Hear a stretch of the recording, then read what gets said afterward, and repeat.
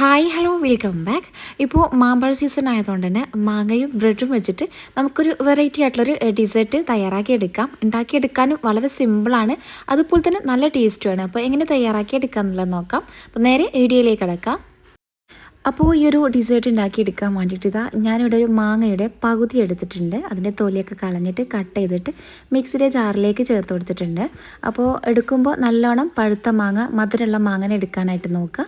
ഇനി അതിലേക്ക് കുറച്ച് ഫ്രഷ് ക്രീമും പിന്നെ മിൽക്ക് മേഡും, മധുരത്തിന് ആവശ്യമായിട്ടുള്ള മിൽക്ക് മേഡും കൂടി ചേർത്തിട്ട് ഒന്നങ്ങോട്ട് അടിച്ചെടുക്കുക കേട്ടോ. ഒന്ന് പേസ്റ്റ് പോലെ ഒന്ന് അടിച്ചെടുത്തിട്ട് അതൊരു സൈഡിലോട്ട് മാറ്റി വെക്കാം.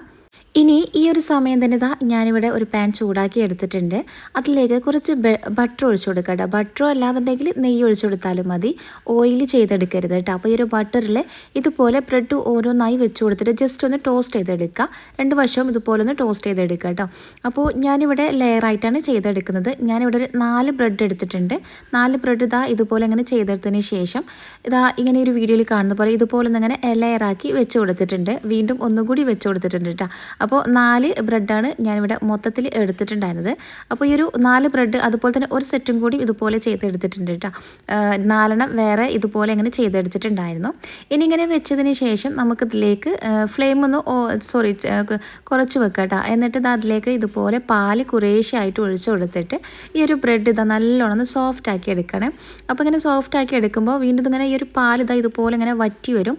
അപ്പോൾ വീണ്ടും നമുക്കതിൻ്റെ മുകളിലായിട്ട് വീണ്ടും പാൽ ഒഴിച്ച് കൊടുക്കുക. എന്നിട്ട് ഇങ്ങനെ തിരിച്ചും മറിച്ചിട്ട് കൊടുത്തിട്ട് നല്ലോണം സോഫ്റ്റ് ആക്കി എടുക്കുക. അപ്പോൾ അങ്ങനെ തിരിച്ചിട്ട് കൊടുക്കുമ്പോൾ ശ്രദ്ധിക്കണം, അതിങ്ങനെ പെട്ടെന്ന് പൊടിഞ്ഞു പോകാനുള്ള ചാൻസ് ഉണ്ട്. ഒരുപാട് അങ്ങ് സോഫ്റ്റ് ആയാലും നമുക്ക് തിരിച്ചിടാൻ കുറച്ച് ബുദ്ധിമുട്ടായിരിക്കും. അപ്പോൾ നോക്കിയിട്ട് ഇങ്ങനെ തിരിച്ചും മറിച്ചിട്ട് കൊടുക്കുക കേട്ടോ. അപ്പോൾ ഇത് ഏകദേശം നല്ലോണം ഇങ്ങനെ സോഫ്റ്റായി വന്നിട്ടുണ്ട് കേട്ടോ. നമുക്കിങ്ങനെ സ്പൂണൊക്കെ വെച്ചിട്ട് ഇങ്ങനെ കുത്തി കൊടുക്കുമ്പോൾ പെട്ടെന്ന് ഇങ്ങനെ അലിഞ്ഞു പോകില്ല, അങ്ങനെ വരണം. അപ്പോൾ കുറേശ്ശെ പാലിങ്ങനെ ഒഴിച്ചു കൊടുത്തിട്ട് ഒന്ന് സോഫ്റ്റ് ആക്കി എടുത്താൽ മതി. അപ്പോൾ ഫസ്റ്റ് ലെയർ, അതായത് ഇതുപോലെ നല്ല സോഫ്റ്റ് ആക്കി എടുത്തിട്ടുണ്ട്.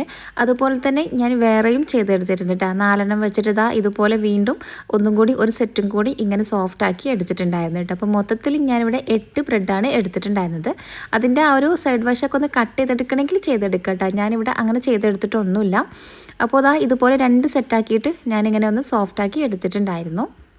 ഇനി ഫ്ലെയിം ഓഫ് ചെയ്യുക. എന്നിട്ട് രണ്ടും ഞാനൊരു പ്ലേറ്റിലോട്ട് ഇങ്ങനെ മാറ്റി കൊടുത്തിട്ടുണ്ട് കേട്ടോ.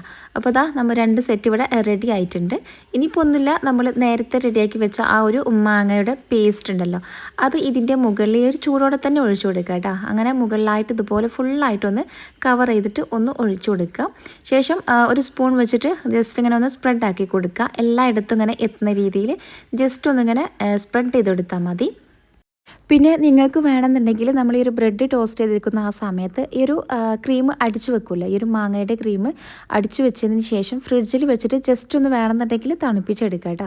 ഇതിപ്പോൾ ഇങ്ങനെ ഈ ഒരു ചൂടോടെ തന്നെ കഴിക്കുന്നതായിരിക്കും ഒന്നുകൂടി നന്നായിരിക്കുക. അപ്പോൾ ഈ ഒരു ക്രീം നല്ല തണുപ്പുണ്ടാവും, അടിയിലുള്ള ഒരു ബ്രെഡ് കുറച്ചൊരു ചൂടിലായിരിക്കും കേട്ടോ. അങ്ങനെ ആകുമ്പോൾ നല്ല ടേസ്റ്റാണ്. കാരണം അങ്ങനെ കഴിക്കുന്നതായിരിക്കും നല്ലതെന്ന് പറഞ്ഞത്.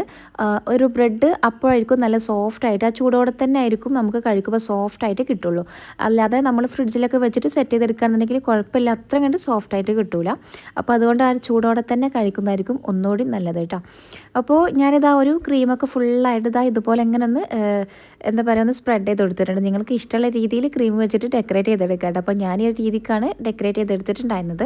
ഇനി അതിൻ്റെ മുകളിലൊരു ഭംഗിക്കും വേണ്ടിയിട്ട് മാങ്ങ ഇതുപോലെ അങ്ങനെ നീളത്തിലൊന്ന് കട്ട് ചെയ്തെടുത്തിട്ടുണ്ട്.